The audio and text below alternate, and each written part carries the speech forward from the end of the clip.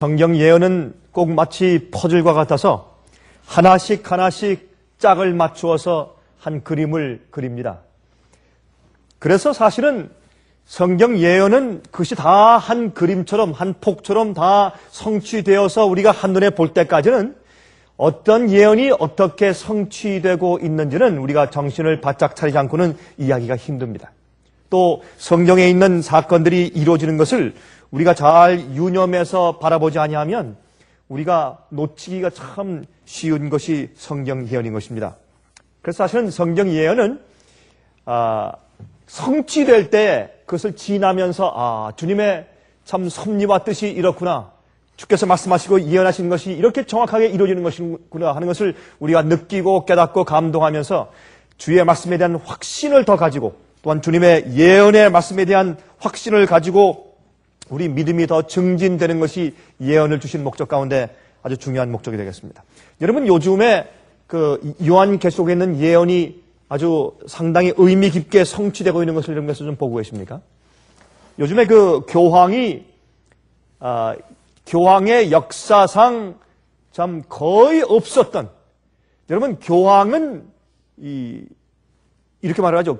교황 무류설, 교황 무오설, 그렇게 말을 하죠. 교황에겐 잘못이 있을 수 없다. 교황이 말하는 모든 것은 다 진리입니다.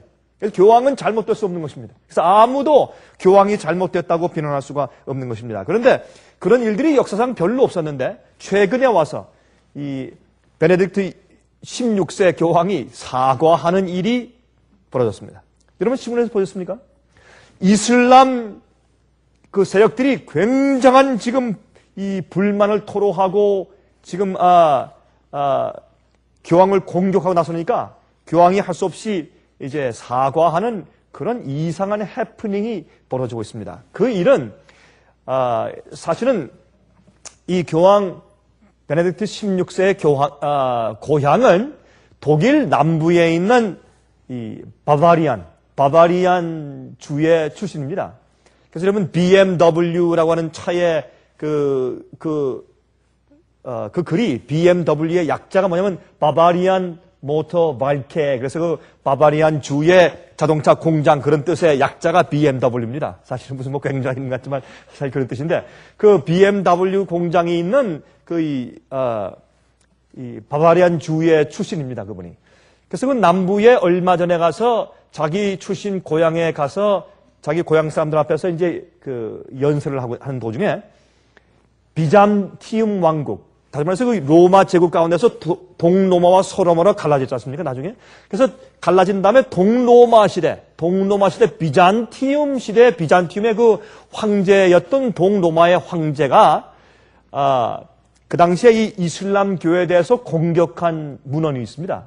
그래서 연설하는 도중에 그 문헌을 좀 인용을 했는데, 그 문헌 가운데 그 로마에 있는 황제가 무슨 말을 했냐면, 이슬람은 사람들을 강요하는 집단이요, 또 사람들을 무참하게 죽이는 집단이요, 모함의 자체가 말한 얘기 가운데서 코란에 이 문제는 도덕적으로 비윤리적인 문제가 있다. 어떻게 칼이냐 아니면 코란이냐 이렇게 할 수 있느냐. 그래서 요즘 일어나는 이런 테러 같은 것들이나 아니면 이런 잔인성에 대해서 종교적이 아니고 윤리적도 아니고 도덕적이 아니라고 비판하는 그런 글이 있었습니다. 그것을 이제 읽는데 인용을 했어요. 그것 때문에 지금 이슬람 교계 교인들한테 난리가 난 겁니다. 그래서 온 세계 교황의 초상을 불을 태우고 막 성토 대회를 하고 11월 달에 이제 터키를 방문하는데, 터키에 있는 이슬람 교도 교인들은 터키의 교황이 올 때 우리가 체포해서 감옥에 넣어야 될 것이다. 그런 성토대를 하고 이제 그렇게 되어 있습니다. 그러니까 이제 교황청에서 하는 수 없이 교황이 참 죄송하게 됐다고 용서를 구하는 사과문을 발표했습니다. 그리고 요즘엔 이제 이 이슬람 교계 대표자들을 교황청으로 초청해서 이제 서로 대화를 하자고 하는 그런 제스처를 발휘하게 되었습니다. 여러분, 이게 무슨 뜻일까요? 많은 성경을 아는 사람들은 이런 것을 보아도 그냥 또 그런 일이 생기는 것이구나 하고 그저 또 지나가고 마치 사진이 그저 하나씩 지나가는 것처럼 별 의미 없이 그저 제쳐놓고 마는 것입니다. 그러나 성경 예언적인 것을 볼 때 예수께서 이 땅에 속히 오시는 재림을 사모하고 기다리는 사람들의 눈에 볼 땐 그것은 예사로운 일이 아닙니다. 요한계시록 17장을 보면 마지막에 이제 7머리가 나오면서 5머리는 이미 망했고 6번째 왕은 지금 있고 7째 번 왕이 이제 곧 있을 것인데 잠깐 있다가 없어질 것이고 8번째 왕이 다시 올라올 텐데 이 8번째 왕이 다시 이제 옛날 중세기에 1260년 동안 고난을 가지고 세상을 호위하다가 1798년도에 불란서의 버티어 장군의 손에 붙잡혀서 불란서 가서 감옥에서 죽은 그 교황권이 다시 점점 부활하더니 나중에 전적으로 부활해서 다시 이 전 세계를 호령하는 도덕적이고 정치적이고 종교적인 지도자로 부상하는 이제 그런 예언이 바로 요한계시록 17장 예언인데 거기에 8번째 왕이 그렇게 완전히 부활해서 부상하는 교황권을 상징하지 않습니까? 근데 이 여섯 번째 왕은 미국을 상징하고 7번째 왕은 유엔입니다. 유나이티드 다시 말해서 열불인데 열왕 시대인데 그것은 이 세상에는 모든 나라들이 연합하여서 그 모든 세력과 보좌를 그 짐승에게 주는 것입니다. 그때 짐승과 함께 잠깐 동안 다스립니다. 그래서 마지막에는 교황권이 옛날에 무너졌던 교황권의 세력이 다시 이 세상에 부상할 것에 대해서 예언하고 있는 것입니다. 여러분, 지금 이 세상은 서방과 이슬람 세계의 전쟁으로 불면되어 있습니다. 이 두 세력을 서로 합쳐서 화목시킬 세력은 사실은 정치적으로나 종교적으로나 교황의 세력밖에 없다고 많은 사람들이 이구동성으로 말하고 있습니다. 테러리즘을 해결할 그런 사람은 교황밖에 없다고 항상 말을 해왔습니다. 그러므로 사실 조용히 있었던 교황이 이번 계기를 통해서 이제 정말 서부 세력과 기독교 세력과 이슬람 세력을 이제 절충해서 화해시키기 위한 그런 세력으로, 그런 노력으로 이제 부상하기 시작할 가능성이 참 농후한 것입니다. 이런 것들을 우리가 예언을 연구하는 사람들로서 이것은 예사스러운 일들이 아닌 것을 우리가 알고 지나가야 할 것입니다. 제가 오늘은 여러분들께 하나님의 이름으로 일컫는 백성들이란 그런 말씀으로 좀 우리 같이 은혜를 좀 얻으려고 합니다. 하나님의 이름으로 일컫는 백성들. 우리 다 같이 역대하 7장 1절부터 있는 말씀을 좀 펴서 보도록 하겠습니다. 역대하 7장입니다. 역대하 7장을 보시면 거기에 있는 말씀 가운데서 우리가 7장 1절부터 3절까지 그 다음에 11절부터 22절까지 있는 말씀을 좀 같이 읽어보도록 하겠습니다. 여기에 이제 솔로몬이 성전을 짓고 나서 예루살렘 성전을 짓고 나서 거기에 봉헌식을 하고 또 번제단 위에서 번제물을 들었을 때 하늘에서 주님께서 불을 내려서 그 번제를 태우셨습니다. 이제 그런 일이 있은 다음에 그날 밤에 하나님께서 나타나셔서 솔로몬에게 특별히 계시 가운데 말씀하시는 내용이 여기에 기록되어 있습니다. 이것은 우리가 잘 아는 말씀인데 한번 읽어보도록 하겠습니다. 역대하 7장 1절부터 3절까지와 11절부터 22절까지 말씀을 읽겠습니다. 솔로몬이 기도를 마침에 불이 하늘에서부터 내려와서 그 번제물과 제물들을 사르고 여호와의 영광이 그 전에 가득하니 여호와의 영광이 여호와의 전에 가득함으로 제사장이 그 전에 능히 들어가지 못하였고 이스라엘 모든 자손은 불이 내리는 것과 여호와의 영광이 전에 있는 것을 보고 박석간 땅에 엎드려 경배하며 여호와께 감사하여 가로되 선하시도다 그 인자심이 영원하도다 하니라. 솔로몬이 여호와의 전과 왕궁을 피력하고 무릇 그 심중에 여호와의 전과 자기의 궁궐에 어떻게 만들고자 한 것을 다 형통하게 이루니라. 밤에 여호와께서 솔로몬에게 나타나사 이르시되 내가 이미 내 기도를 듣고 이곳을 택하여 내게 제사하는 전을 삼았으니 혹 내가 하늘을 닫고 비를 내리지 아니하거나 혹 메뚜기로 토사를 먹게 하거나 혹 연병으로 내 백성 가운데 유행하게 할 때에 다시 말해서 하나님께서 그 백성들에게 하늘에서 불을 내려서 그 희생물을 태우셨습니다. 주님의 인정을 상징합니다. 주님께서 그 성소 봉사를 받으시는 것을 상징합니다. 아벨 시대에 제일 먼저 주님께서 불을 주셨습니다. 엘리야 때 하늘에서 불을 주셨습니다. 그렇죠? 솔로몬이 이렇게 성전을 짓고 나서 봉헌식을 할 때 하나님께서 불을 내리셨습니다. 오순절날 다락방에서 불의 혀 같은 불이 하늘에서 성령이 내려왔습니다. 이렇게 하늘에서 불이 내려온 그 4가지 사건이 성경 가운데 기록되어 있습니다. 여기에 있는 사건은 세 번째 사건이죠. 아니죠. 두 번째 사건이죠. 솔로몬이 봉헌식을 할 때 하늘에서 불이 내려왔습니다. 사람들이 얼마나 놀라고 감사했겠습니까? 그때 주님께서 말씀하시기를 이제 혹시 너희가 이렇게 시작하다가 너희 나라가 타락하고 너희 교회가 타락한 다음에 내가 하늘에서 비를 받고 메뚜기로 토사를 먹게 하고 연병이 생기고 유행병이 생기고 문제가 생겼을 때 그때에 어떻게 할 것인가? 내 이름으로 일컬음 받는 백성이라면 그들이 어떻게 할 것인가 하는 것을 지금 솔로몬에게 말씀해 주시는 것입니다.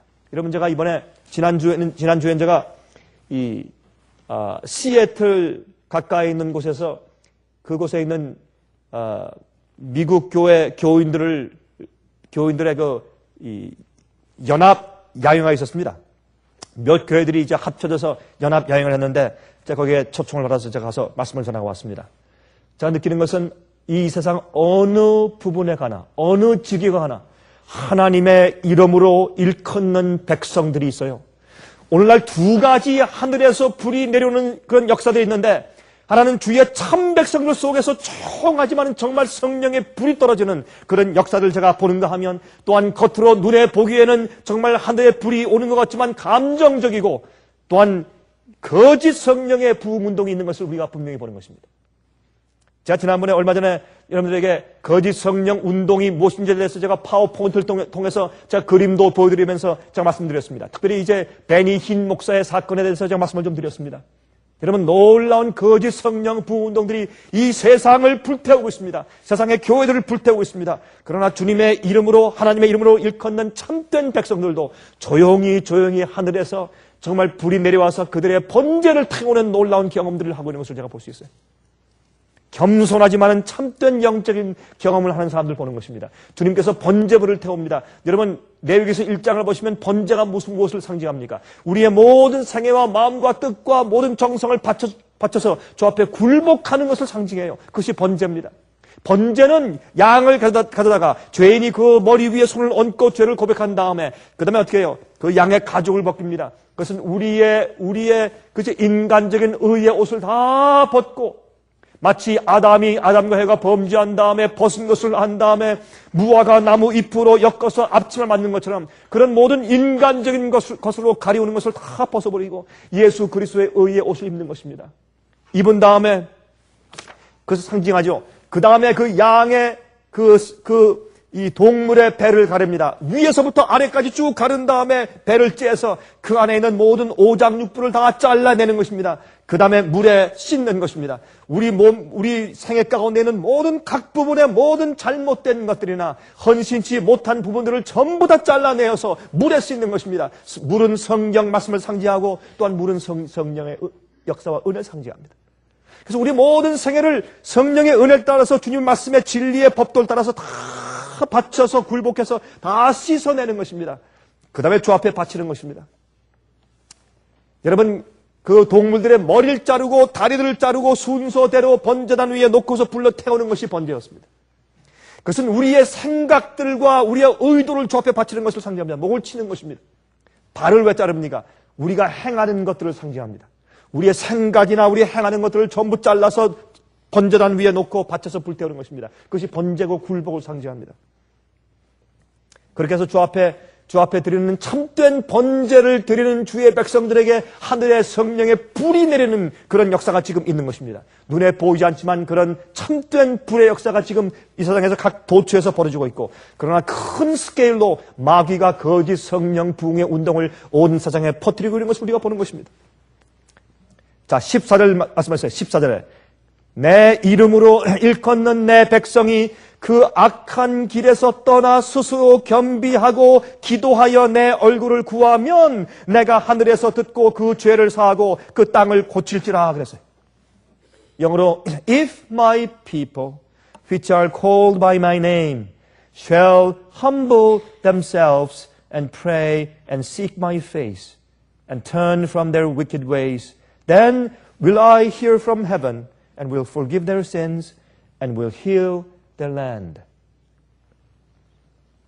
내 이름으로 일컫는 내 백성이 그 악한 길에서 떠나서 스스로 겸비하고 기도하여 내 얼굴을 구하면 그랬습니다. 만약 그들이 내 백성이라면 그런 뜻이에요. If my people. 여러분 이 찬송이 유명하죠? 여러분 들으셨죠? If my people which are called by my name. 그런 노래 들으셨어요? 아주 유명한 노래입니다. 그 노래를 많은 그리스도인들이 부르죠. 근데 바로 그 찬송가의 가사가 바로 이 역대하 7장 14절에서 맞는 것 아니겠습니까?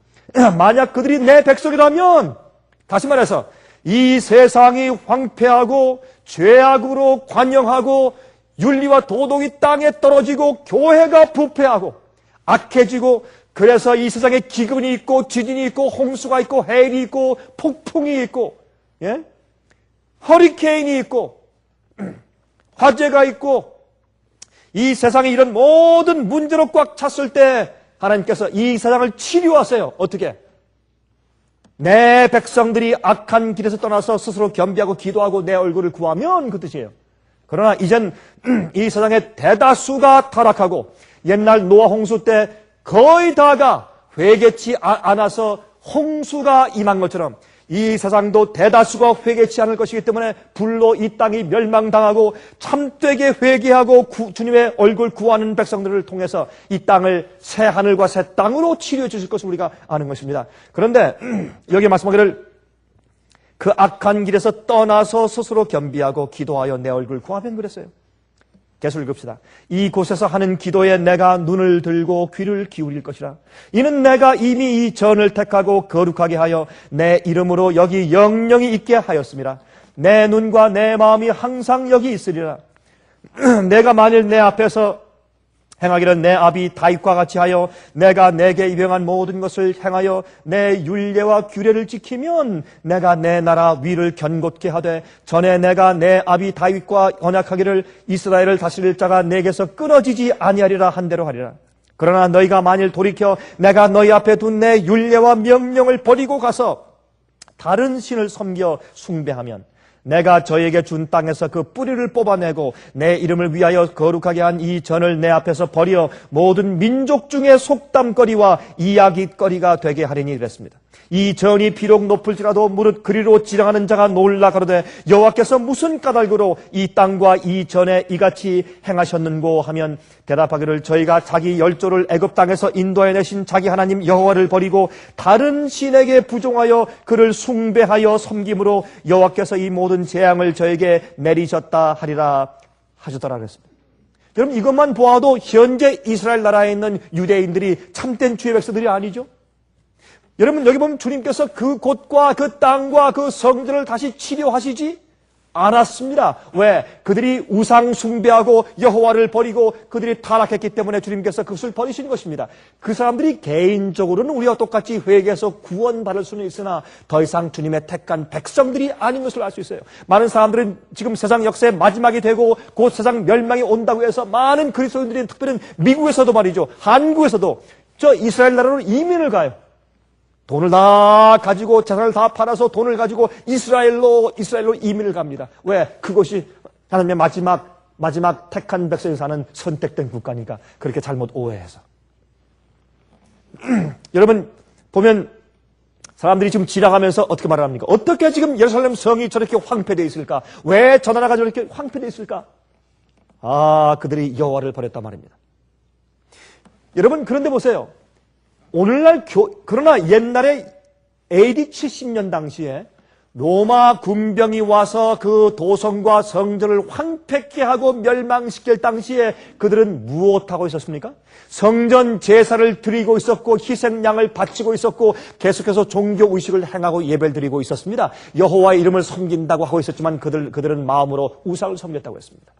그들의 기도와 예배를 더 이상 받지 않으셨습니다. 마찬가지입니다. 오늘날 많은 사람들이 교회에 와서 예배 드리고 찬송을 부르고 기도하지만은 그러나 마음 가운데 우상을 숭배할 수 있으며 성경과 말씀과 진리대로 살고 예배 드리지 않으면 주님께서 그 예배를 받지 않으시는 것을 아는 것입니다. 주님께서 그들이 나를 떠났다고 말씀하시는 것입니다. 그래서 마귀는 그들이 그렇게 해서 멸망의 길로 가고 있으면서도 하늘 가는 줄로 착각을 하고 그들이 잘못되어 있으면서도 큰 번영이 있다고 착각하게 하기 위해서 거짓 성령 부흥 운동을 일으켜서 그들이 마치 하나님께 은총을 받는 것처럼 오해케 만들고 있다고 말입니다. 여러분이 솔로몬이 성전을 세운 다음에 낙성식을 7일 동안 했습니다. 그 다음에 또 장막절 절기를 7일 동안 지켰습니다. 14일 동안 지금 여기 성전에서 지낸 것이죠. 그런데 여러분 여기에 하나님께서 밤에 솔로몬에게 이상 중에 나타나셔서 이제 앞으로 이 나라가 이 교인들이 타락했을 때 하나님께서 당신의 참된 백성들은 어떤 사람들인가라는 것을 주님께서 알려주시고 또한 이 나라가 부패했을 때 어떻게 해야 하나님께서 그들에게 돌아오실 것인가라는 것을 설명해 주기 위해서 바로 역대하 7장 14절을 여기서 말씀해 주셨다고 말입니다. 자, 여기 이제 보면 하나님께서 우리에게 은총을 주시는, 다시 말해서 우리가 하나님의 은총을 받고 회복하는 조건들을 말씀하세요. 어떻게 해야 우리가 주님의 은총을 회복할 수 있는가? 여러분과 저도 지금 오늘날 이 시대에 우리가 개인적으로 우리 가정에서 또한 우리 교회가 하나님의 은총을 회복하는 조건들이 있어요. 그 조건을 우리가 역대하 7장 14절에서 보는 것입니다. 첫 번째 무엇입니까? 악한 길에서 돌이키는 것입니다. 회개는 잘못된 길에서 돌아서서 다시는 그렇게 하지 않는 것입니다. 회개는 돌이키는 것입니다. 악한 길에서 돌이키고 아무리 주 앞에 아무리 좋은 일을 하고 선한 일을 하고 주 앞에 갖다 바친다고 할지라도 내가 주 앞에 잘못 행한 악한 길에서 돌이키지 않으면 주님의 은총이 내게 없는 것입니다. 회개는 악한 죄에서 돌이키는 것입니다. 다시는 하지 않는 것입니다. 여러분, 이스라엘 백성들이 이제 가나안 땅에 들어갈 때 여리고성을 공격해서 그들이 칼 한 번 쓰지 아니하고 그들이 어떻게 피를 한 방울 흘리지 아니하고 되었습니까? 피 한 방울 흘리지 아니하고 그들이 이제 그저 여리고성을 빙빙빙빙 돌다가 한 번 싸우지도 아니하고 그 성을 어떻게 해요? 그 성을 함락했습니다. 얼마나 감사한 일입니까? 그렇게 해서 그들이 의기양양했습니다. 정말 이제는 아무 탈 없이 가나안 땅을 정복할 것이라고 그들이 생각했습니다. 그러나 바로 그 다음 성인 적은 성인 무슨 성이요? 아이 성에 가서 치는데 이 성은 그저 뭐 많은 군사가 필요 없습니다. 그저 우리가 한 3,000명 정도면 되겠습니다. 해서 3,000명이 가서 치다가 엄청나게 패배하고 돌아갔습니다. 그때 온 백성들이 눈물 흘리면서 주 앞에 부복해서 기도하면서 주여 어쩐 일입니까? 저렇게 큰 성인 여리고성을 쳐서 우리가 성공했는데 어떻게 적은 성 아이 성에게 패했습니까? 그리 놀라서 기도할 때 하나님께서 너희 속에 무엇이 있다고요? 죄가 있다. 너희 속에 감추인 죄가 있다고 말했습니다. 그 죄가 바로 아간의 죄입니다.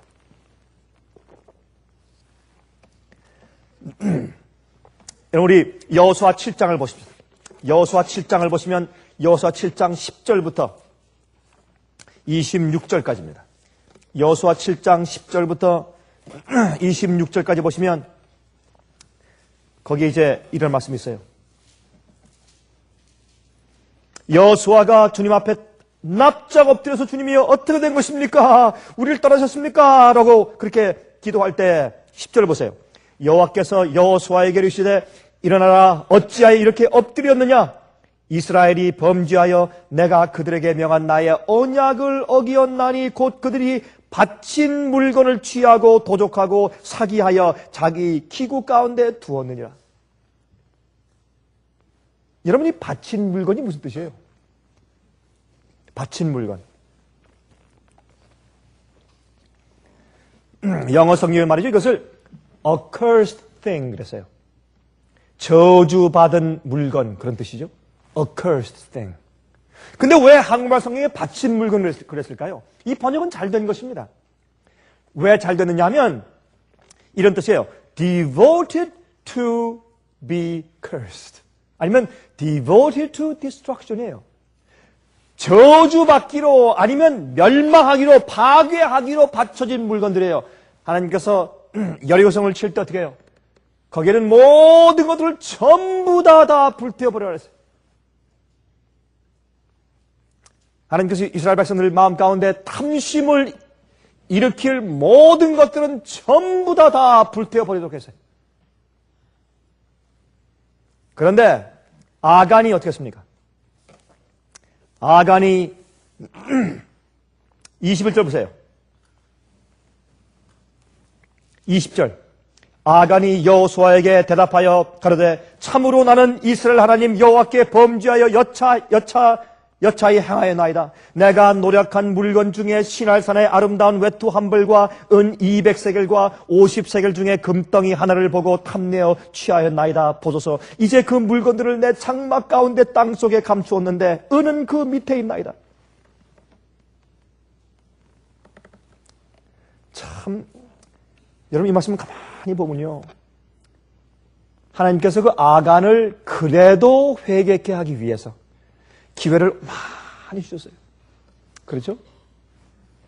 너희 중에 누가 바친 물건을 취했다, 마땅히 다 멸망시켜줄 물건 가운데 그것을 취했다, 내 언약과 명령을 어겼다, 그 말을 했을 때 아간이 자복했어야 합니다. 자복했으면 그는 살았을 것입니다. 그러나 혹시 나뿐 아니라 다 그렇게 했겠지 하는 마음으로 그가 기다렸습니다. 여러분, 왜 교회에, 왜 복음의 의의 표준이 떨어지는 줄 아십니까?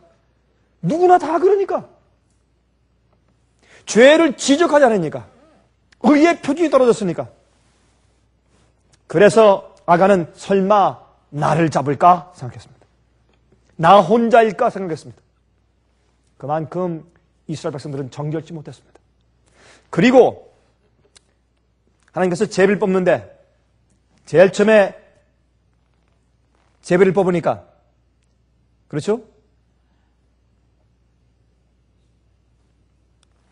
제일 먼저 16절 보시면 이제 아간이 속했던 유다 지파가 뽑혔고, 또 유다 족속을 가까이 나아가서 제비를 뽑으니까 거기서 세라 족속이 뽑혔고, 세라 족속 가운데서 각 남자를 다 나오게 하니까 삽디가 뽑혔고, 삽디 가족 각 남자를 다 가까이 나오게 한 다음에 유다 지파 세라의 증손이요 삽디의 손자요 갈미 아들인 아간이 뽑혔더라 그랬어요.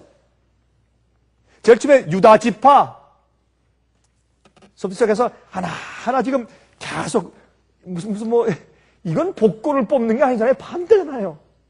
점점 집을 뽑아서 자기 있는 지파와 자기 가족 문주에 점점 오고 있는데 그래도 회개치 않았더랬어요. 죄를 품고. 하나님께서 참 자비하신 하나님이시라 아간까지도 회개할 수 있는 기회를 많이 주시기 위해서 참고 기회를 주셨습니다. 하루아침에 주님께서 아간을 뽑아낼 수 있었지만 주님께서 계속 기회를 주신 것을 볼 수 있습니다. 하나님께서 가룟 유다에게도 긴 기간의 은혜의 시간을 주신 주님께서 아간에게도 긴 시간을 주셨습니다. 여러분, 우리 마음 가운데 어떤 죄를 품고 있습니까? 내 주위에 있는 내 형제 자매들에게까지 영향을 미치고 하나님께서 축복하시는 은총을 회복하지 못하게 하는 죄악이 혹 내 마음과 내 세계 가운데 무엇이 있느냐 말입니다, 여러분. 이것은 중요한 얘기예요. 내가 내 마음속에 감추고 있는 그 무엇이에요? 바친 물건, 그것은 멸망시키고 가지지 말라고 명령한 것들을 내가 품고 있는 우상의 죄악들은 나뿐만 아니라 내 가족들과 내 주위에 있는 교회들을 망하게 하는 것입니다. 우상은 우리를 망하게 하는 것이에요. 근데 이 우상을 얘기할 때 나중에 아까워서 나중에 아간 이름이 딱 뽑히니까 그때 가서 아이고 맞습니다, 내가 이렇게 했습니다 라고 와서 이제 고백하면서 뭐라 했습니까? 고백하는 과정에서도 뭐라 했어요? 시날산 바벨론이죠. 그 바벨론의 아름다운 외투 한 벌과 고백하는 가운데서도 아까웠던 모양이에요. 이 아름다운 외투 한 벌과 그게 우상이에요. 지금 자기와 가족인 돌로 맞아 죽게 되었는데도 어떻게 아름다운 외투예요? 아름다운 외투예요. 말이. 그만큼 우리 마음 가운데 있는 우상들은 무서운 것입니다. 우리를 부패시키고 남을 부패시키는 것입니다. 악한 길에서 돌이켜서 회개하라 그랬습니다. 그렇게 하는 것이 주님의 은총을 회복시키는 조건 가운데 첫 번째 조건이라고 솔로몬에게 하나님께서 명령하셨습니다. 두 번째, 그리고 마음을 겸비하게 낮추라 그랬습니다. 제일 먼저 어떻게 해요?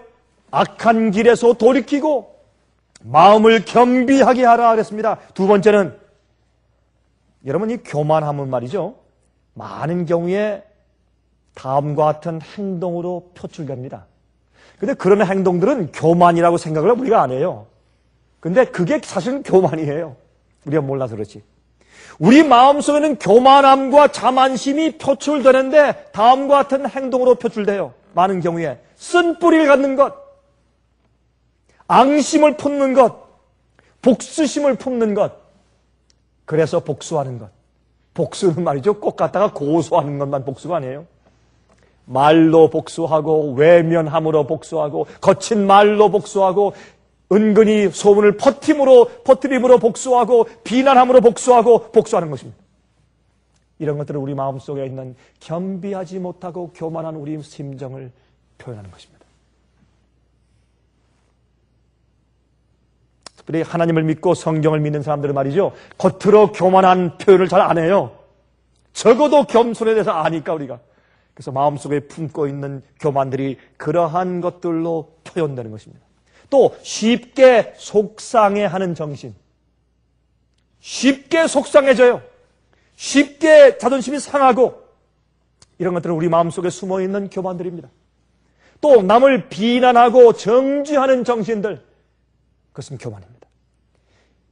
우리는 악한 길에서 돌이켜서 우리 마음을 겸비케 하고 주 앞에 굴복하고 무릎을 꿇어야 합니다. 내 자신을 비워야 합니다. 우리가 이렇게 스스로 겸비케 하지 않으면 하나님께서 우리를 겸손케 하시는 사건들을 일으켜 주실 것이라 그랬어요.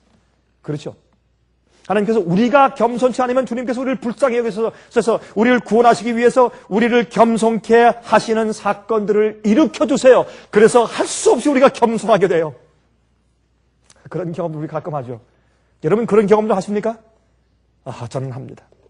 주님께서 어떤 사건들을 일으키시면 어쩔 수 없이 납작 엎드려야 돼요. 도리가 없어요, 이건. 콘으로 모시는데 어쩔 수가 없어요. 그래서 우리를 겸손케 하시고 구원하시는 주님의 은혜에 대해서 감사해야 합니다. 우리를 구원하시는 주님의 섭리에 대해서 감사할 수 있어야 합니다. 하나님께서 우리를 겸손케 하시는 방법들이 특별히 세 가지가 있어요. 첫 번째 뭔지 아십니까? 모세를 다루신 방법이에요. 하나님께서 모세를 어떻게 다뤘습니까? 여러분 기억나십니까? 예? 하나님께서 모세를 다루신 방법. 첫 번째, 모세에게 시간을 많이 주었어요. 그가 바빠서 말이죠. 왕자로서 이제 곧 왕이 되기 전에 왕자로서 바빴습니다. 교육받기에 바쁘고 이스라엘 백성들을 어떻게 해방할까 하는 인간적인 궁리와 계획으로 바쁘고 그는 바빴습니다. 그러나 하나님께서 그를 어떻게 붙잡아가지고 도망가는 도망자로 만들어서 미디안 광야에 갖다 쳐박아서 40년 동안 시간을 주었어요.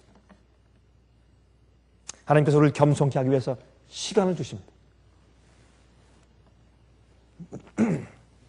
깊이 자기를 반성할 수 있는 기회를 주는 것입니다. 어떤 때는 우리가 어떤 경우에 처박혀서 과거를 돌아보지 않을래야 돌아보지 않을 수 없는 그런 기회를 주님께서 우리에게 주시는 것을 발견합니다.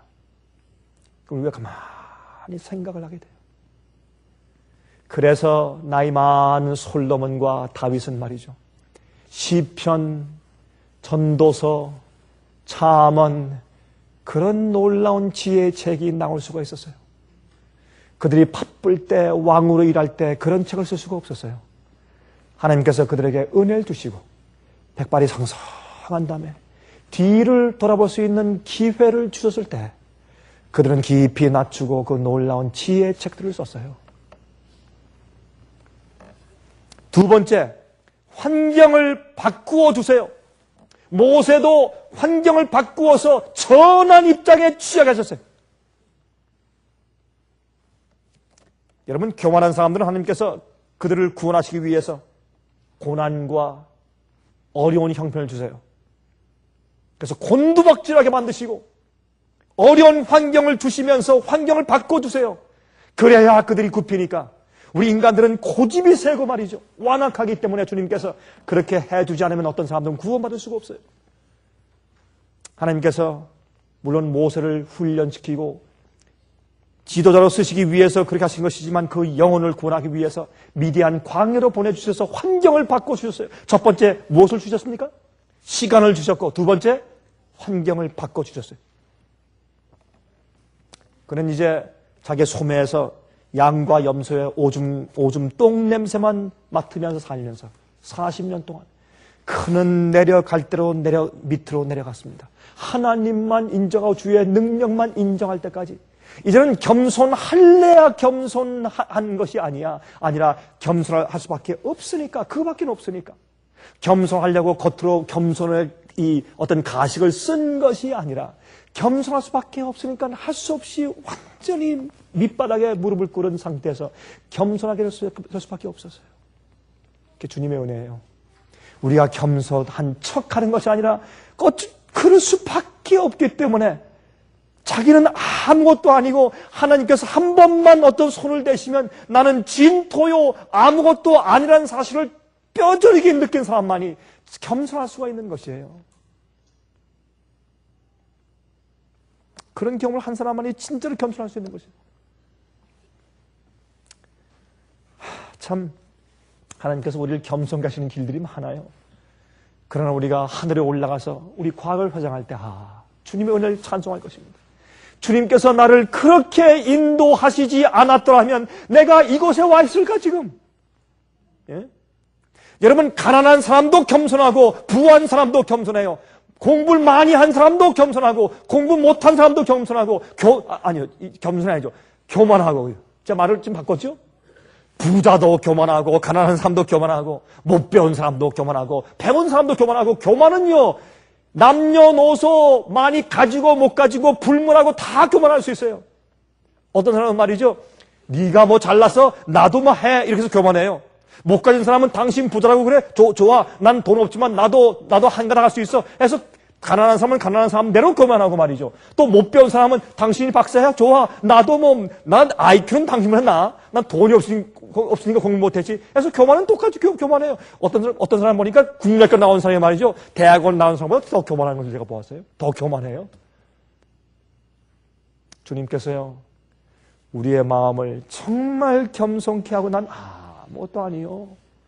라고 주 앞에 무릎 꿇게 하시기 위해서는 주님께서 우리의 환경을 가끔 바꿔주세요. 그럴 수밖에 없게 만드세요. 전 가끔 많이 가진 자들이나 높은 지위에 있는 사람들을 제가 자주 만나고 다닙니다. 제가 그분들과 만나서 어떤 때는 속 이야기를 들어볼 때 그들 마음 가운데 정말 남들이 알지 못하는 깜짝 놀랄 만한 애환들이 숨어 있는 것을 제가 봐요. 남에겐 차마 말을 못하지만 끙끙 앓고 있는 애환들이 있어요. 제가 보면서 세상은 참 공평하다. 이 사람들이 이런 애환들이 있기 때문에 주 앞에 고개를 숙일 수밖에 없지 않는가. 라고 제가 주 앞에 감사해요. 오히려. 한 목사님 말이죠. 한 목사님이 부인을 도와주기 위해서 웨딩 잔치가 있는데 부인을 도와주기 위해서 지금 앞치마를 두르고 정말 그 목사님이 뭐 음식을 나르고 막 상을 치우고 막 일하고 있으니까 다른 교회 교인들이 와서 이 목사님을 알아보질 못하더래요. 예? 그저 앞치마를 두르고 막 다니면서 이제 음식을 나르고 하니까 무슨 이런 그저 하찮은 사람으로 보지도 않고 그냥 다 지나치면서 인사도 안 하고 알아보지 못하는 것입니다. 또 특별히 결혼 주례를 온 한 목사님도 자기가 목사인 줄 모르고 알아보지 않는 것이에요. 그때 이 목사님이 은근히 화가 났어요. 이 사람들이 나한테 어떻게 이렇게 불순하게 행동하고 나를 알아보지 못하는가 화가 났습니다. 그러면서 가만히 상을 치우면서 생각을 했대요. 내가 이렇게 교만한 사람이구나. 내가 이렇게 교만한 사람이구나. 내가 목사로 넥타이를 내고 설교단에 서 있지 않고 앞치마를 두르고 상을 치우니까 사람들이 날 알아보지 못하기 때문에 내 마음 가운데 속상하구나. 난 교만한 자로다. 자기가 보지 못한 자기 자신을 보았다는 것입니다. 내가 어떤 지위에 어떤 입장에 있는 데 따라서 어떤 사람들이 우리를 보고 알아주거나 어떤 때는 무시하거나 알아주잖아요. 남들이 나를 알아주든지 알아주지 않든지 간에 나는 내 자신이 주 앞에 어떠한 자인 줄을 알아야 할 것입니다. 그게 참된 겸손입니다. 세 번째, 주님께서 우리를 겸손케 하신 방법들 가운데 첫 번째는 시간을 주시는 것이고, 두 번째 환경을 바꿔주시는 것이고, 세 번째 하나님과 교통하게 만드는 것입니다. 여러분, 모세는 긴 기간 동안에 하나님과 미디안에서 교통하고 기도하는 사람이 되었습니다. 하나님을 다시 발견하게 되었습니다. 여러분, 한 번은 말이죠, 사탄 교회에 다니는 자가 이렇게 말했어요. 자기는 자기가 사는 도시에 있는 교회 목사들이 도덕적으로 타락하도록 매일 마귀한테 기도합니다. 그리고 그 도시들의 가정들이 다 파탄되도록 매일 기도하고 애원합니다. 라고 얘기를 했어요. 여러분, 사탄 교회 다니는 사람들은 자기들 나름대로 기도해요. 그런데 하나님의 백성들이 기도하지 않아요. 그런데 어떻게 우리가 보호함 받을 수 있겠어요? 그것이 바로 또 우리가 말하는 하나님께서 우리에게 은총을 주시도록 주님의 은총을 회복시키는 조건들 가운데 세 번째인데, 첫 번째는 악한 길에서 돌이키는 것이고, 두 번째 우리가 겸비하게 되는 것이고, 세 번째 우리가 기도하면서 하나님의 얼굴을 찾는 것입니다. 우리가 주의 백성이라면 그런 특성들이 나타나야 할 것이에요. 새하늘과 새 땅에 들어간 자들은 그런 특성들이 있을 것입니다. 여러분, 야고보서 5장 16절부터 18절에 말씀하기를, 이러므로 너희 죄를 서로 고하며 병 낫기를 위하여 서로 기도하라. 의인의 간구는 역사하는 힘이 많으니라. 엘리야는 우리와 성정이 같은 사람이로되 저가 비 오지 않기를 간절히 기도한즉 3년 6개월 동안 땅에 비가 아니오고, 다시 기도한즉 하늘이 비를 주고 땅이 열매를 내느니라 그랬습니다. 여기 여러분, 기도의 능력 있는 조건이 뭐예요? 의인이 되는 것이 의인의 기도하는 것은 역사는 힘이 많다 그랬어요. 의인은 누굽니까? 죄를 용서함 받고 주님의 뜻대로 사는 자가 의인이에요. 성령의 역사가 마음 가운데 있는 자가 의인이에요. 그런 의인의 기도가 힘이 있다고 말했어요. 아무의 기도가 아닙니다. 의인의 기도가 힘이 있다고 말했어요. 시편 66장 18절에 말씀하기를, 내가 내 마음에 죄악을 품으면 주께서 듣지 아니하시리라 했어요. 내 마음 가운데 죄를 품으면 주님께서 우리 기도를 응답지 않는다고 말씀했습니다. 잠언 28장 9절에 말씀하기를, 사람이 귀를 돌이키고 율법을 듣지 아니하면 그의 기도도 가증하니라 했어요.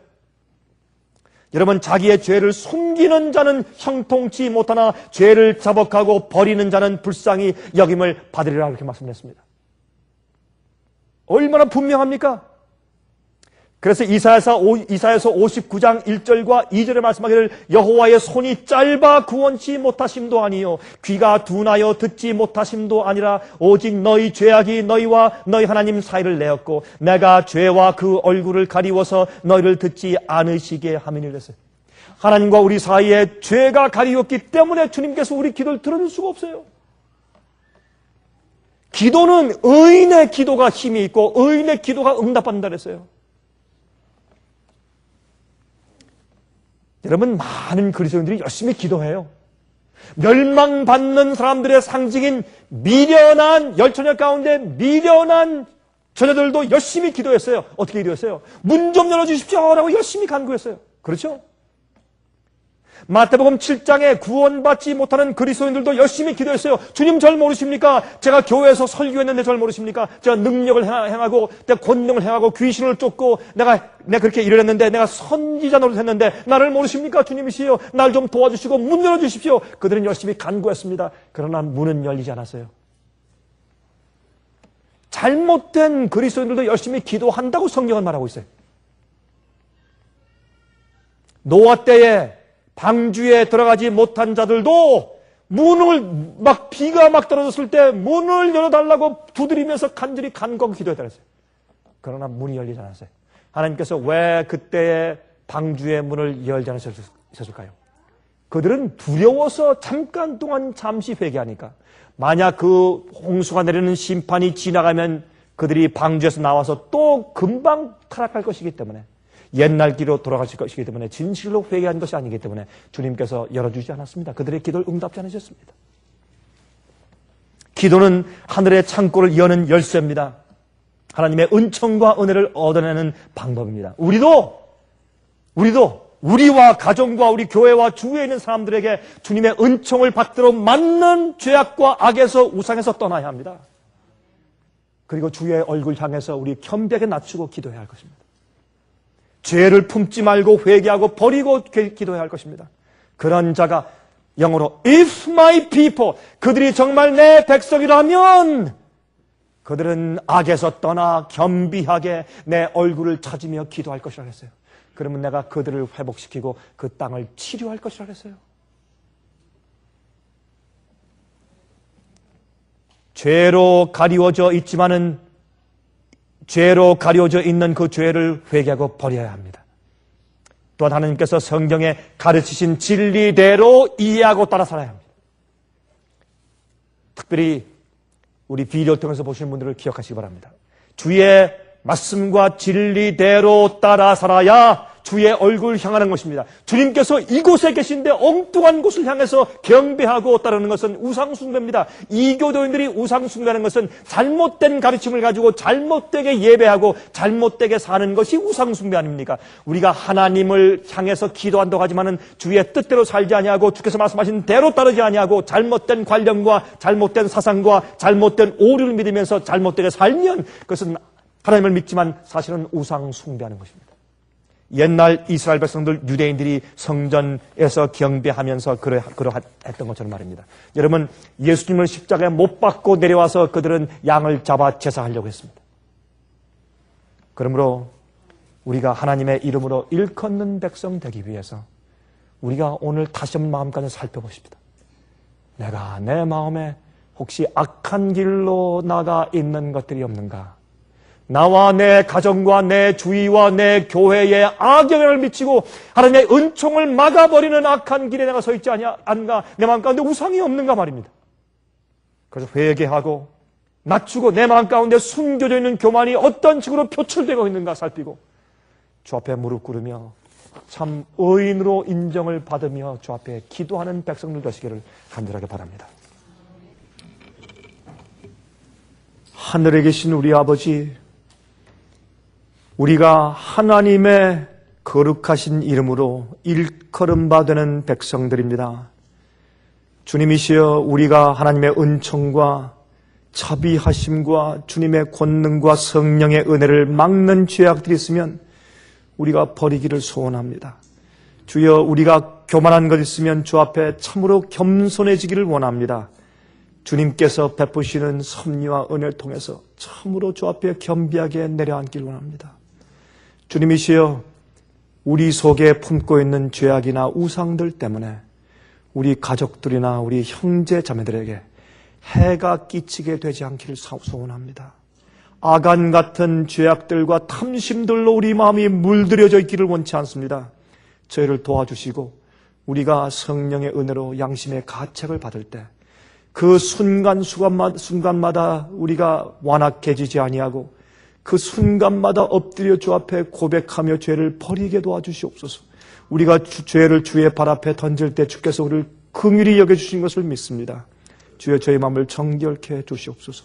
이 땅을 치료하시고 새하늘과 새 땅을 만드실 때 주의 백성의 성도의 이름들을 호명하실 때 주여, 저희를 그곳에 불러주시옵소서. 예수 그리스도의 귀하신 이름을 의지하여서 간절하게 기도하옵나이다. 아멘. 은혜 많이 받으셨습니까? 지금까지 들으신 이 생애의 예배 설교는 간절한 마음으로 진리를 찾는 분들과 정직한 양심으로 말씀을 받아들이고 언제나 진실이 무엇인지를 생각하는 그리스도인들을 위한 말씀입니다. 주변 가족들이나 친지들 중에 말씀을 사모하고 순결한 신앙을 갖기 소원하는 분들이 계시면 생애의 빛 예배 설교 테이블 소개해 주시기 바랍니다. 매주 원하시는 분들의 가정으로 직접 배달되는 생애의 빛 예배 설교는 개인의 신앙 부흥이나 소규모 그룹 예배를 위하여 비디오와 오디오 테이프, DVD, CD로 제작되었습니다.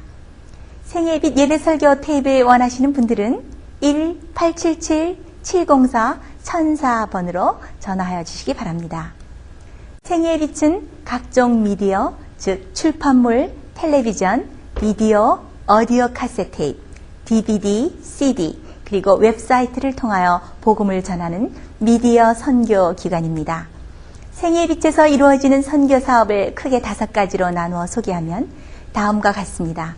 첫째로 생애의 빛은 가정과 건강과 참된 신앙을 소개하는 월간지 살아남는 이들을 매달 발간하고 있습니다. 가정과 건강 문제뿐만 아니라 참된 신앙과 성경에 나타나 있는 중요한 진리들에 대하여 매달 깊이 있게 다루는 최고의 신앙지입니다. 둘째로 생애의 빛은 미국의 주요 도시에서 텔레비전 선교 방송을 하고 있습니다. 많은 분들은 생애의 빛 선교 방송을 통하여 복음을 발견하고 새로운 생애를 살아가고 있습니다. 셋째로 생애의 빛에서는 우편 통신을 통하여 평신도들의 성경 연구를 도와드리는 성경통신학교를 운영하고 있습니다. 성경에 나타나 있는 중요한 문제들에 대하여 체계 있게 공부하기를 원하시는 분들은 성경 연구 단기 코스와 계시록을 통한 성경 교리 연구, 또한 요한계시록 연구 과목을 신청하시기 바랍니다. 교재 및 모든 비용이 무료인 생애의 빛 성경 연구 과정을 통하여 복음과 예언 문제를 가장 쉽고 체계 있게 공부하시기 바랍니다. 넷째로 생애의 빛은 예언 연구를 위하여 특별하게 제작된 비디오 시리즈를 나누어 드리고 있습니다. 성경 구약과 신약의 대표적 예언서인 다니엘서와 요한계시록을 처음부터 마지막까지 자세하게 해설해 드리는 예언 연구 비디오 시리즈를 통하여 많은 분들이 성경과 미래에 대한 새로운 시야를 가지고 살아가게 되었습니다. 마지막 시대의 복음과 비밀이 담겨져 있는 다니엘과 요한계시록 비디오 시리즈를 신청하셔서 새로운 영적 부흥을 체험하시기 바랍니다. 다섯째로 생애의 빛은 생애의 빛 원장이신 강병국 목사님의 예배 설교가 담겨져 있는 비디오와 오디오 테이프, DVD나 CD를 원하는 모든 그리스도인들에게 나누어 드리고 있습니다. 매주 생애의 빛 예배 설교 테이프를 받기 원하시는 분들은 생애의 빛으로 연락하여 신청하여 주시기 바랍니다. 끝으로 생애의 빛 선교 사업에 대해서 좀 더 자세하게 알기 원하시는 분들은 웹사이트 www.sostv.net를 방문하시기 바랍니다. 생애의 빛 웹사이트에는 지금까지 나온 모든 월간지와 비디오 테이프와 텔레비전 방송물들을 누구나 무료로 보실 수 있도록 준비되어 있습니다. 지금까지 소개해드린 생애의 빛 선교 교재들 중에서 원하시는 책자나 테이프 있으시면 무료 전화 1877-704-1004번으로 신청하여 주시기 바랍니다. 미국 동부 시간으로 월요일부터 금요일까지 9시에서 5시 사이에 전화해 주시기 바랍니다. 그럼 다음 시간까지 안녕히 계십시오.